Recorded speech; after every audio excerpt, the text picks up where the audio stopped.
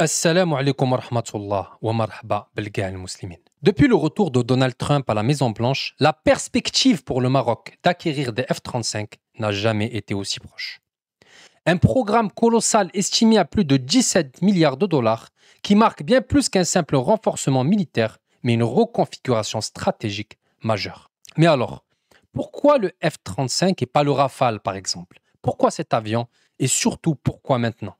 Le Maroc, depuis plusieurs années, veut sortir du paradigme défensif classique et entrer dans une nouvelle posture plus offensive. L'armée de l'air marocaine dispose déjà de bombes américaines comme les missiles Scalp, mais ces armes tirées par des F-16 exigent une exposition directe à la menace. Le F-35, contrairement au F-16, peut détecter un radar ennemi sans activer le sien. Le F-35 permet de lancer des missiles anti-radar sans être repéré et donc détruire une cible stratégique en plein territoire ennemi sans violer l'espace aérien. Donc, la vraie question n'est pas de savoir si le Maroc a besoin de ces F-35, la réponse est évidente, mais plutôt comment cette acquisition va s'inscrire dans un échiquier stratégique en pleine recomposition. Le premier point, c'est que le retour de Donald Trump est largement favorable au Maroc.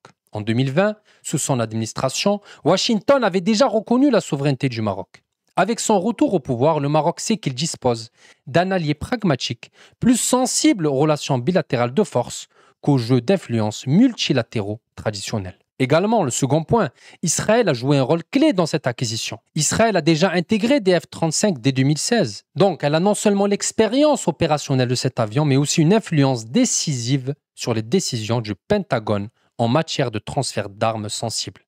Autrement dit, si le Maroc s'apprête à mettre la main sur ces appareils, c'est aussi parce qu'Israël a facilité les discussions en nos lieux. Donc, l'annonce de l'accord sur l'F-35 ne tombe pas du ciel. Elle s'est accompagnée d'une série de signaux diplomatiques ces dernières semaines. La ministre israélienne qui s'est rendue à Marrakech, une nouvelle ambassade israélienne qui reprend sa phase de construction et les vols commerciaux entre Casablanca et Tel Aviv qui vont reprendre en avril. Donc, c'est plus qu'un accord militaire, c'est un accord politique où chacun va trouver son intérêt.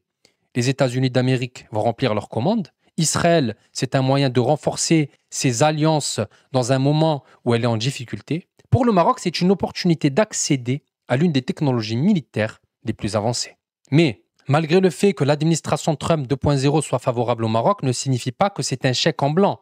L'évolution des relations entre Washington et Moscou, ainsi que la volonté de Trump de réorienter l'engagement militaire américain vers la zone Indo-Pacifique implique que le Maroc devra maximiser son influence diplomatique et sécuritaire pour concrétiser ce deal. Surtout que face à cette montée en puissance marocaine, l'Algérie ne reste pas immobile. Il y a quelques semaines déjà, il y a eu une annonce d'acquisition de Sukhoi 57 par Alger qui vise à répondre à cette montée en puissance marocaine. Mais la comparaison entre ces deux programmes est loin d'être évidente. Bien que le Su-57 est un chasseur de 5e génération, son développement était marqué par des retards et sa production reste encore limitée. Si l'avion possède de réelles capacités furtives, il souffre d'un manque d'intégration réseau par rapport au F-35. Donc, qu'est-ce que ça veut dire?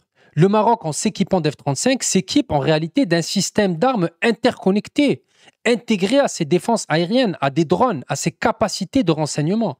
L'Algérie, elle, investit dans une plateforme puissante mais isolée, avec une dépendance totale à la logistique et à la maintenance russe.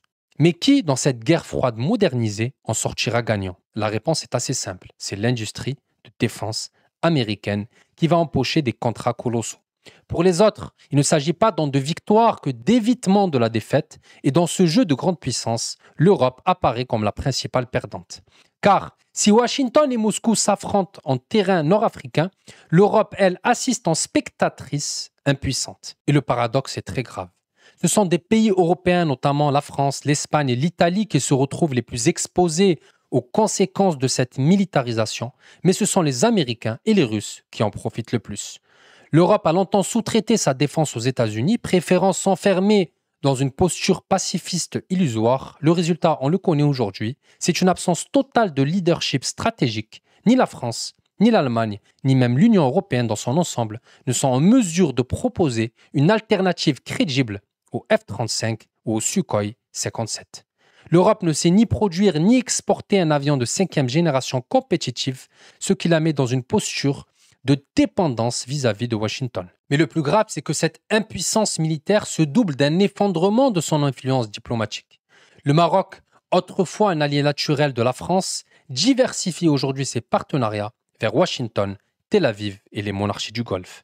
L'Algérie, de son côté, en plein froid diplomatique, resserre ses liens avec Moscou.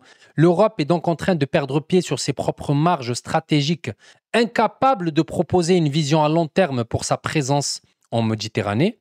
Pour le Maroc et l'Algérie, cette situation est à la fois une opportunité, mais un risque, car d'un côté, ils ont la possibilité de tirer parti de la rivalité entre Washington et Moscou pour maximiser leurs propres intérêts militaires et diplomatiques, mais de l'autre, ils doivent éviter de devenir de simples pions dans un affrontement qui va les dépasser. Cette situation est donc une leçon pour tous les acteurs en présence. Pour le Maroc et l'Algérie, elle rappelle l'importance de ne jamais mettre tous ses œufs dans le même panier et de savoir jouer intelligemment avec les rapports de force internationaux. Pour l'Europe, c'est la punition. En déléguant sa sécurité, en renonçant à une autonomie stratégique, elle s'est condamnée à la disparition. Quant aux États-Unis et à la Russie, ils vont continuer à avancer leurs pions dans cette partie. Le plus grand danger pour le nord de l'Afrique serait de se laisser enfermer dans une logique d'alignement total sur l'un ou l'autre camp. L'enjeu donc pour le Maroc, pour l'Algérie, est d'exister par soi-même en exploitant ces tensions entre grandes puissances pour en tirer un avantage stratégique sans se retrouver pris en otage de décisions qui se prennent ailleurs. L'histoire nous a montré que les grandes puissances n'ont pas d'amis, seulement des intérêts. Aux nations du Maghreb de s'en souvenir. Barakallahu fikum, Allah yajazikum bi khair. Wassalamu alaikum wa rahmatullah.